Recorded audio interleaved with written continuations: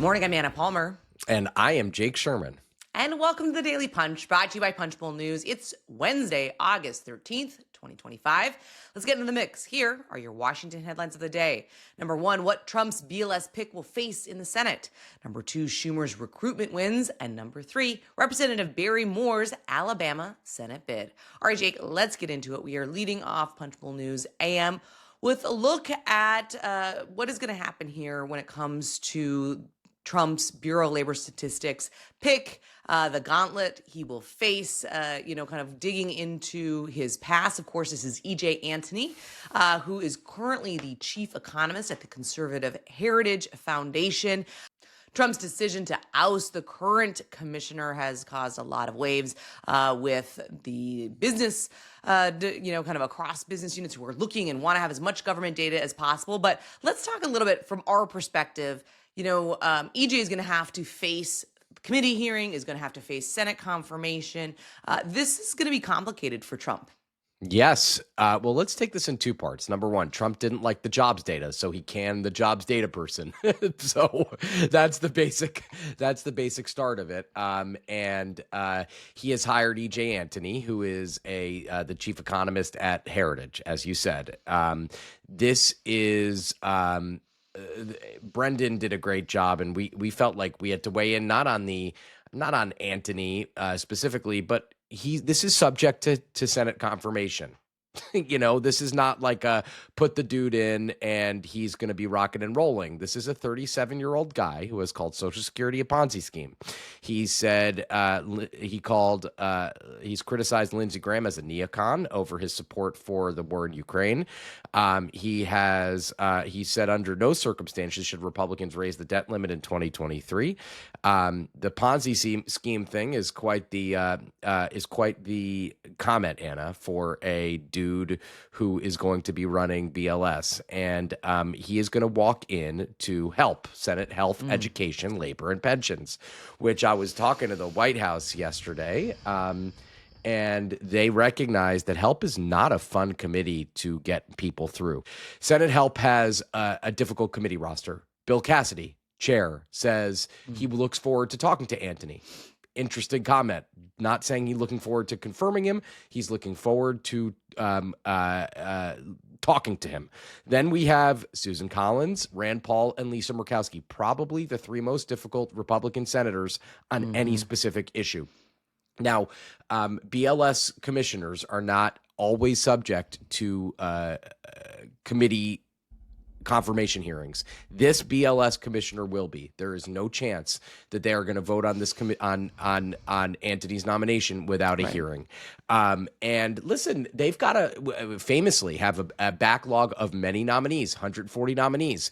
Their priority is confirming Trump's new selection to the Federal Reserve Board of Governors, and this is going to go on the list of more nominees. Now, I think they're going to want to expedite this, but again, this is a guy, Antony, who has said maybe we shouldn't release jobs data every month. Maybe we should look how to get it right and then release it. The Wall Street Journal editorial page, a longtime kind of problem for Donald Trump, it came out not against Antony, but said Mr. Antony's commentary at Heritage has been highly partisan, but the BLS job demands nonpartisan professionalism.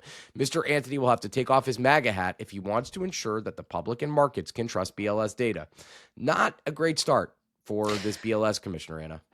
Yeah, listen, I think you lay it out really well, and certainly Brandon definitely does in this item encourage everyone to take a look at it because, if nothing else, he writes he's not a sue the markets pick by Trump in any measure. There's going to be he has been a long time kind of public figure on Fox News, on Fox Business, talking very publicly about his stances on issues, and he is going to either have to defend them or change course.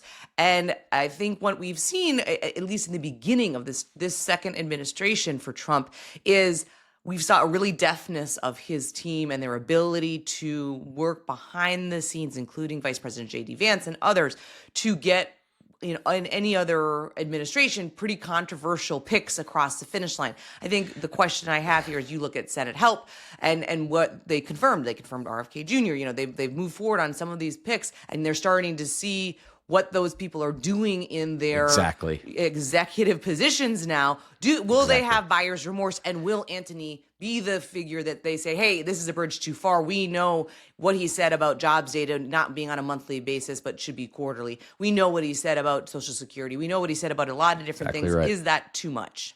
Yeah, you've hit the nail on the head. You made a great point. And we were talking about this yesterday.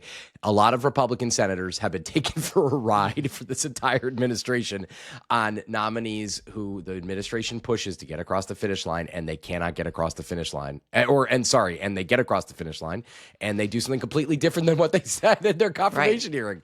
And by the way, Cassidy is a particularly acute example of that. He extracted all sorts of concessions, and if you're not watching on Punchbowl News TV, I am putting concessions in air quotes, because Kennedy made these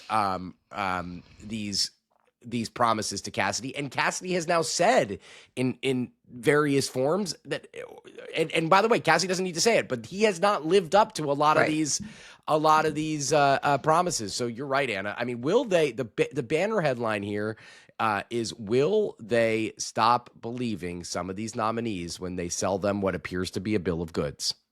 But the Trump administration, Anna, is just very persuasive on these things, and credit to them, because their job is to get people through, and they have done that so far. All right, Jake, let's go to the number 2 story of the morning. We are leading off this second item of the day, a really interesting look at how the 2026 Senate map is pretty unfavorable to Democrats, but Senate Minority Leader Chuck Schumer has had a string of recent recruitment wins, putting some wind at Democrat sails. That includes, most recently, of course, former Senator Sherrod Brown going to be jumping into the race again in 2026 in Ohio. Obviously, last month, we've talked a ton about former Democratic Governor Roy Cooper jumping into the North Carolina race. I mean, this is, for a tough map. The map is what the map is for Senate Democrats, but they're kind of trying to set themselves up as best as absolutely possible. Yeah, I mean, Ohio's turned very red, but Brown, who is a longtime figure in the state, member of the House, member of the Senate, going to run again shortly after he got ousted. And Roy Cooper is a massive recruiting victory for Chuck Schumer. Listen, he's got a bad hand. And he's trying to, and the best way, someone just said yesterday, I think Max quoted somebody who said this, I don't remember who it was, or maybe it was Andrew. The best way to combat a bad map is to have good candidates. And that's true. I mean, there's no question about that. And they got a good one in Brown, as good as you can get in Ohio. They got a good one in Cooper, that's not minimizing it. Cooper is as good as you could get in North Carolina. And they have, and listen, Republicans didn't get Kemp in Georgia. They did not get Democrats don't have a candidate in Maine. So, this is they didn't get Chris Sununu in New Hampshire. So there's been a mixed bag for both parties here, but this is a string of pretty good W's for Chuck Schumer, who has, again, we've covered ad nauseum, who has had a little bit of a tough time this Congress between the government funding fight. Now he's got another government funding fight in about a month and a half. So lots to consider here, and a pretty good run for Chuck Schumer. All right, let's go on to the number 3 story of the morning. Representative Barry Moore, the Republican from Alabama, launched his Senate bid this week, painting himself as one of President Donald Trump's earliest and most loyal supporters ahead of what could be a crowded primary. Moore said he spoke with both outgoing Senator Tommy Tuberville and Trump before launching his bid, clearly trying to bear hug Donald Trump and use that to his advantage as he announces this run for Alabama Senate. Yeah, listen, Barry Moore won a member-on-member primary last time against Jerry Carl, who he won. This is going to be, this is the kind of race where the only thing that matters is Trump's endorsement because it's Alabama, and Trump is going to want whoever he wants in Alabama. There's Attorney General Steve Marshall's running, Mo Brooks, who I don't think stands much of a chance. He's already run statewide and did not win. And a former Tuberville aide, Morgan Murphy, has expressed some interest. But I'll be honest with you, Barry Moore, again, he's branding himself as a Trump conservative, as everybody does when they are running for a red seat, especially in a primary. And a good item by Mika, running down Moore's chances. And I'll be honest with you, unless they get somebody else, I would say Barry Moore probably has as good of a chance as anybody. One quick update here before we let you go. We talked yesterday about Lloyd Doggett going in hard in his Texas bid to stay as a member and try to get Greg Casar to move over to one of the other more red districts. But we now are reporting this morning that Casar has ruled out, unsurprisingly to anyone, maybe except for Lloyd Doggett, a run in Texas's proposed new 35th district, setting himself up for a collision course with Doggett. Doggett has been obviously publicly urging Casar, but now we are reporting that his chief of staff, Casar's that is, wrote Tuesday in an email to supporters that Doggett made these statements without discussing it with Greg or his team. Of course he did. Do you think why would Greg Casar agree to run in a Republican district when he's the chair of the Progressive Caucus? Again, 78-year-old Lloyd Doggett, 36-year-old Greg Casar will be a messy primary. And we will be covering it every step of the way. We will be opening an Austin bureau. We are not opening an Austin bureau, but that will be fun. This is again a huge story for us. All right, we're going to leave it there. Thanks so much for listening and watching. As always, please share it with your friends. It's the best way for folks to find out about the Daily Punch, and you can go deeper on all these issues and more by signing up for our free morning newsletter at punchbowl.news. Have a great day and stay safe, everybody.